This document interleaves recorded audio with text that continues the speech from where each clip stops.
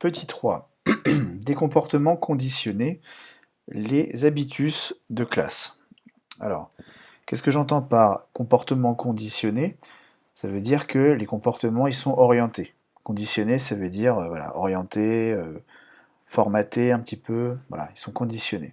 Et ils sont conditionnés par quoi les comportements? Par ce que l'on appelle, ou ce que Pierre Bourdieu appelle les habitus de classe. Donc là, pour comprendre ce qui va être dit, il faudra revoir le module sur l'habitus. On a fait 2 modules sur l'habitus, donc il ne faut pas les oublier, hein, même si c'est en parallèle du cours, il faut les réviser aussi. Donc, on y va.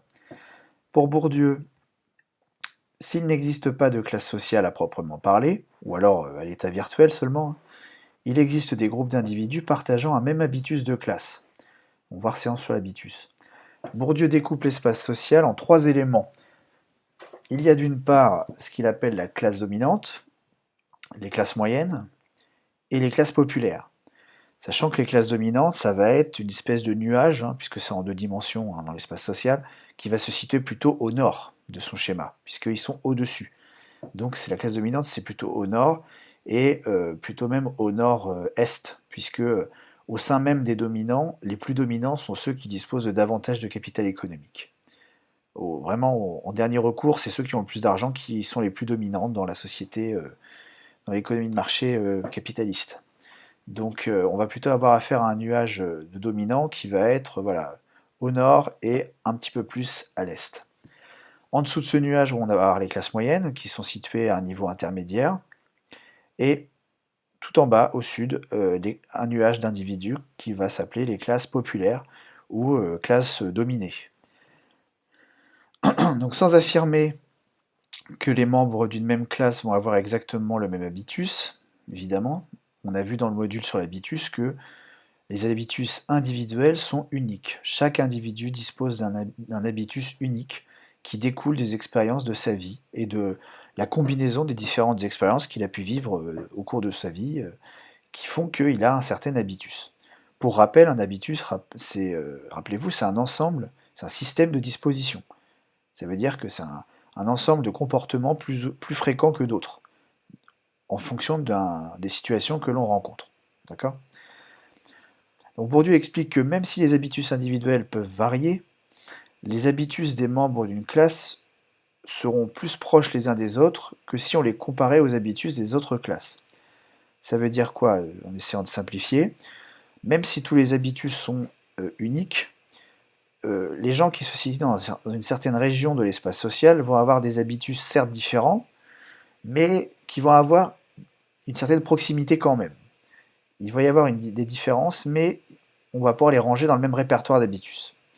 En fait, on pourra les ranger dans le répertoire d'un habitus dominé ou d'un habitus dominant. C'est ça la grande opposition au sein des habitus de classe.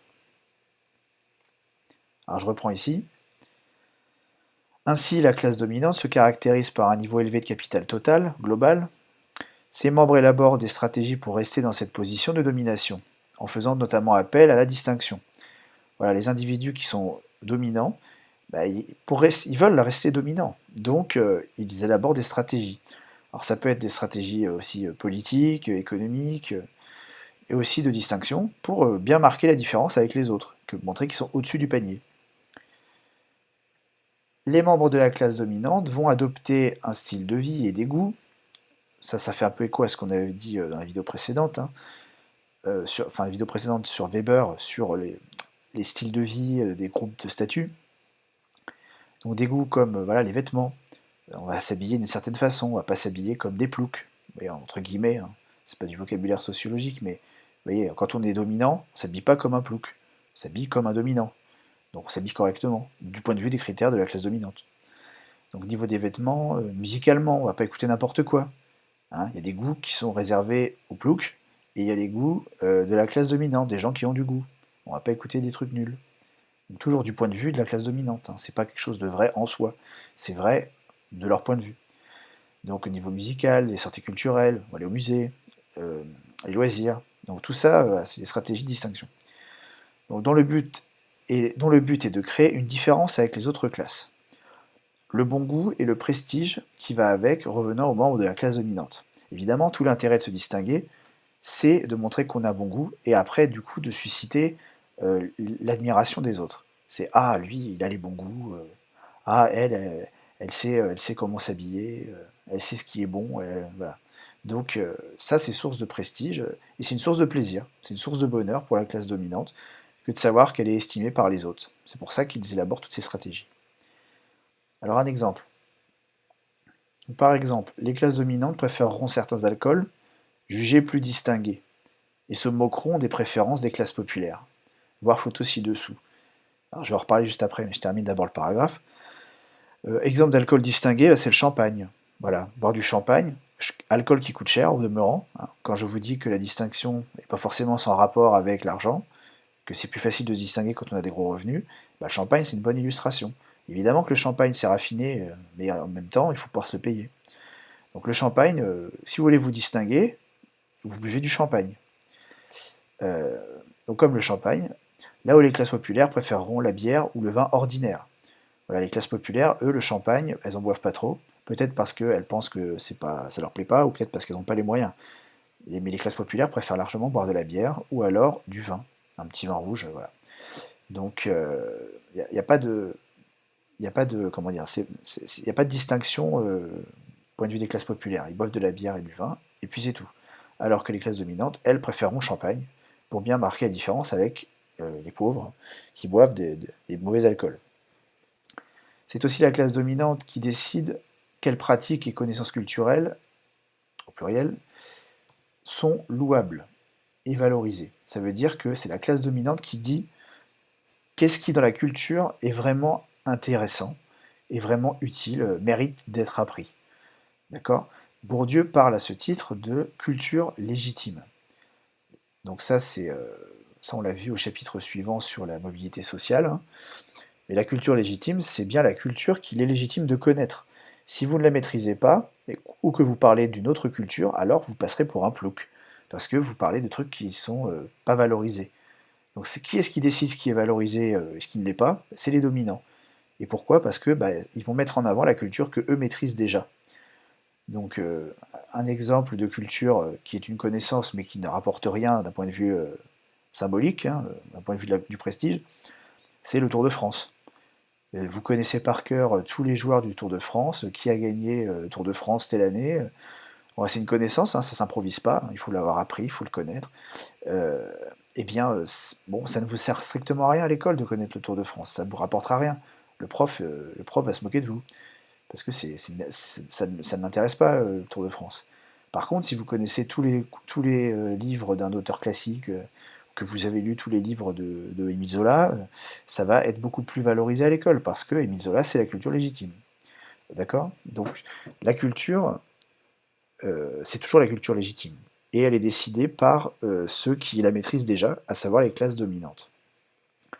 Donc pour terminer sur Bourdieu, hein, donc je disais tout à l'heure que les classes dominantes préfèrent certains alcools plus distingués. Parfois, on voit hein, des manifestations dans l'actualité du mépris de classe qu'il peut y avoir entre les dominants et les dominés par rapport à leur goût. Là, je vous ai trouvé une petite photo très intéressante de Gérald Darmanin, donc qui est membre de La République En Marche, qui dit, en parlant à Macron, au président Macron, Macron manque de gens qui boivent de la bière et mangent avec les doigts. Donc là, vraiment, tout est dit, hein. Les gens qui boivent de la bière, c'est les gens simples, c'est les petites gens qui boivent de la bière et qui mangent avec les doigts. Ça vous fait écho à ce qu'on a dit sur les couverts. Bah oui, les pauvres, les ploucs, ils mangent avec les doigts, ils n'ont pas de distinction, ils ne prennent pas de couverts, ils y vont franco avec les mains.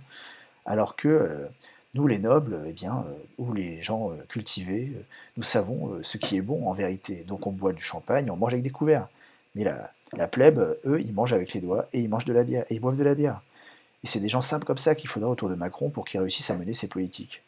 Voilà, c'est une bonne manifestation du mépris de classe par Gérald Darmanin. Voilà. Vous voyez, décembre 2019, c'est récent. Et il y en a tous les jours des petites manifestations comme ça du mépris qui sont des émanations de la distinction.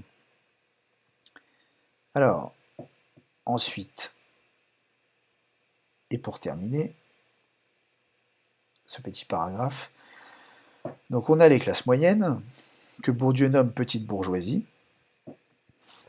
Bon, Bourdieu décrit très longuement l'habitus de la petite bourgeoisie. Donc on va essayer d'aller à l'essentiel.